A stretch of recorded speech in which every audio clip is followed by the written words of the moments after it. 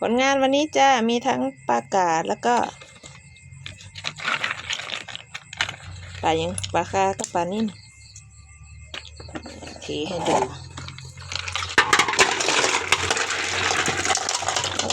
รักทุเรศทุลักนี่แหละจ้าผลงานวันนี้หลายคักปะโอ้มึงปลากาตัวนี้มึงปลานิ่มกับปลากาจ้านี่วันตะพีกับน้องกันโอ้ตัวใหญ่ค่ะคุณ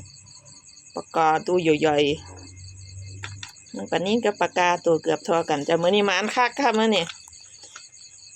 อยู่จนค่ำจนมืดนี่ได้ปลานิล2 ตัวนี่ปลากามีแต่แมงใหญ่ๆมาเนี่ยหมายเดิมหมายธรรมชาติหมายเดิมเลยจ้าสุดยอด